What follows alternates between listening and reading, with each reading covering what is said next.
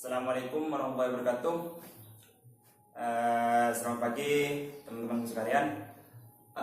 Gimana kabarnya? Sehat?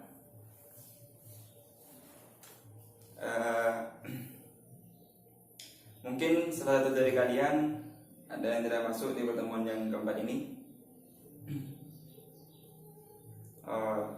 Ya sudah ya.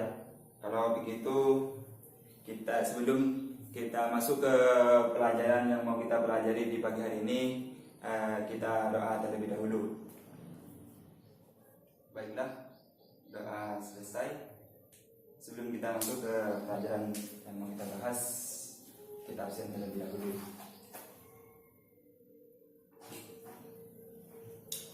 Untuk dijawab, menikah, Marsuki, Baradila, Niko, Mutiara Sani. Masuk ya? Kenapa? Oh, sakit. Ada yang saya tidak panggil namanya? Ada. Oh, sudah semua ya? Ya sudah. Langsung saja ya. Kita sekarang belajar tentang ketenagakerjaan.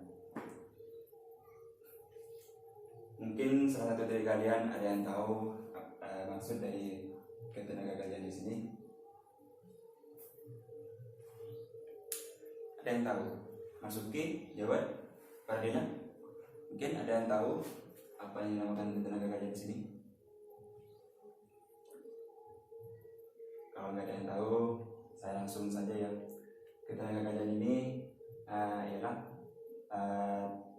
segala sesuatu yang berhubungan dengan tenaga kerja pada waktunya, sebelum dan setelah selesai hubungan kerja.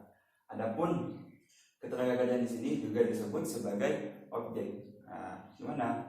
Setiap orang itu harus mampu.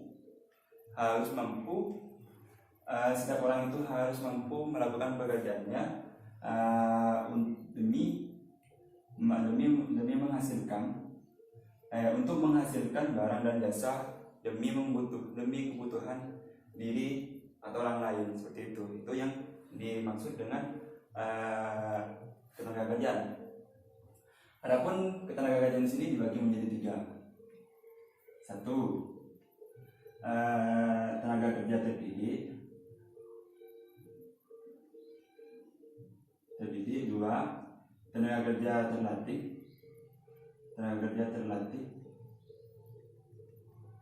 3, tenaga kerja tidak terlatih dan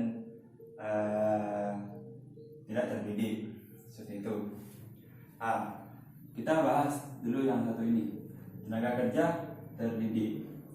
Ialah tenaga kerja yang mempunyai keahlian tertentu, khususnya yang diraih dari hasil pendidikan seperti dosen, guru, pengacara, dokter, dan akuntan.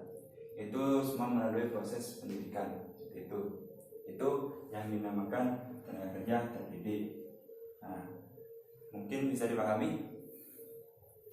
Kalau bisa dipahami, kita masuk kepada pembahasan tenaga kerja terlatih. Tenaga kerja terlatih ini sama seperti yang tadi, cuman bedanya di sini tenaga kerja terlatih dan terdidik. Yang sekarang tenaga kerja terlatih. Tenaga kerja terlatih ini seperti apa? Yang mempunyai keahlian tertentu, khususnya dari pengalaman, yang diperoleh dari pengalaman maupun terlatih. Seperti halnya tukang supir, tukang jahit, dan lain sebagainya. Contohnya seperti ini. Kita atau Jawad mau jadi tukang jahit, mau jadi tukang sopir. Jawad ini harus mempunyai pengalaman terlebih dahulu dan pelatihan. Gak mungkin kalau dua ini gak dipelajari terlebih dahulu. nggak otomatis sejawat ini nggak bisa masuk ke yang namanya ke tukang jahit tadi. Soalnya ini membutuhkan latihan dan disertai pengalaman baru bisa melakukan hal ini seperti itu. Mungkin bisa dipahami ya. Kita masuk kepada pembahasan tenaga kerja tidak terlatih dan tidak terdidik. Seperti apa? Dan tenaga kerja yang terlatih dan tidak terdidik dan tidak terlatih ini seperti apa? Cuman mengandalkan tenaga, cuma mengandalkan tenaga dan pengalaman. Tidak membutuhkan yang namanya pendidikan, tidak membutuhkan latihan itu. Seperti contoh tukang kuli bangunan, tukang kuli bangunan sama pembantu rumah tangga. Seperti itu. Itu bisa dilakukan cuman mengandalkan tenaga otot. Seperti itu.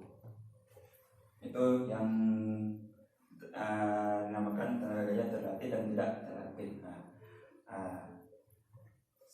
Mungkin dari tiga pembahasan ini ada yang bisa dipahami. Kita lanjut kepada tenaga kerja di sini juga ada masalah-masalahnya. Seperti apa masalah-masalahnya? Di sini ada dibagi menjadi tiga juga. Satu, banyaknya pengangguran. Dua, rendahnya lapangan pekerjaan. Tiga, kualitas tenaga kerja yang rendah. Kita bahas ini dulu ya. Banyak pengangguran akibat terlalu tinggi penduduk dan tidak disertai dengan lapangan pekerjaan yang cukup. Dan masalah ini yang menjadi masalah yang paling utama terutama di negara kita, yaitu Indonesia. Sehingga begitu juga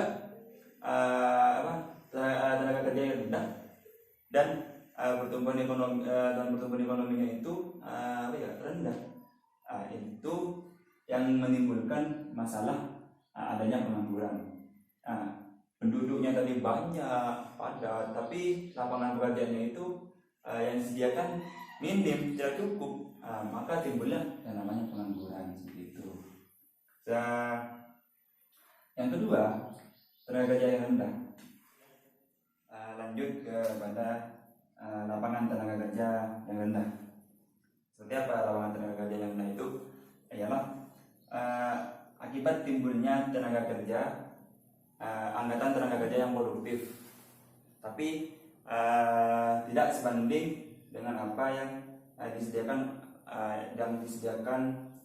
lapangan pekerjaan oleh pemerintah. Itu sehingga timbullah yang namanya pengangguran. Di Indonesia itu banyak angkatan kerja yang produktif, yang bagus, tapi tidak sebanding dengan apa yang disediakan oleh pemerintah. Itu lapangan pekerjaan yang disediakan itu tidak sebanding dengan angkatan kerjanya. Maka timbullah yang namanya pengangguran. Seperti itu. Yang terakhir, kualitas tenaga kerja yang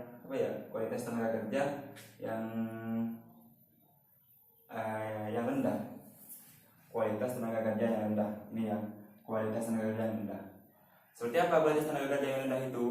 Ialah seperti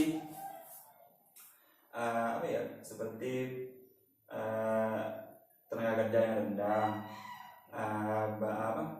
pendidikan formal dan non formalnya itu rendah, kemampuan ekonomi masyarakat Indonesia itu masih tergolong rendah, dan menyebabkan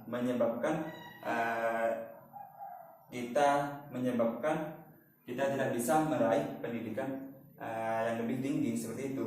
Jadi contohnya seperti ini, kita misalnya mau melanjutkan ke jenjang yang lebih tinggi kan, kita otomatis kita tidak bisa karena perekonomian di sini, di perekonomian di Indonesia itu tergolong masih rendah. Gimana kita mau melanjutkan ke pendidikan yang untuk meraih pendidikan yang lebih tinggi lagi? Seperti apa? Kita harus menstabilkan perekonomiannya terlebih dahulu, baru kita bisa melanjutkan ke pendidikan yang lebih tinggi seperti itu. Mungkin dari semua yang telah saya sampaikan di depan bisa dimengerti, yang tidak dimengerti bisa langsung ditanyakan.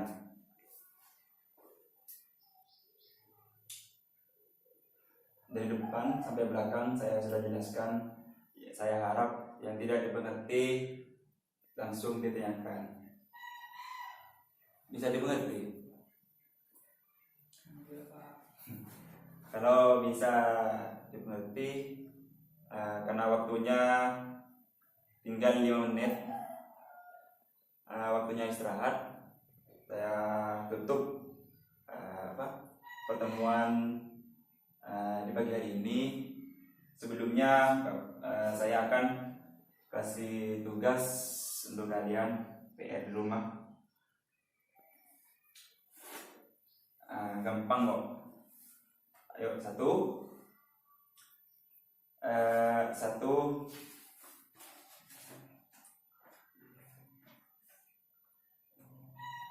carilah contoh tenaga kerja terdidik,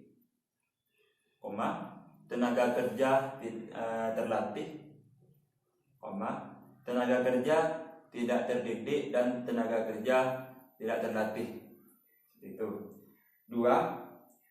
Bagaimana cara kita mengatasi pengangguran yang ada di Indonesia, dan apa permasalahan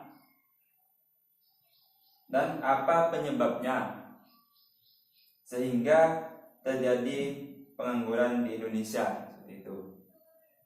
3. Bagaimana untuk mengatasi masalah-masalah ketenagakerjaan yang ada di Indonesia. Cukup 3 saja. Saya harap dikumpulkan minggu depan, dilangsungkan dengan UTS-nya nanti ya. Sudah, kalau nggak ada pertanyaan, saya tutup pertemuan di pagi hari ini. Kurang lebihnya saya minta maaf. Assalamualaikum warahmatullahi wabarakatuh.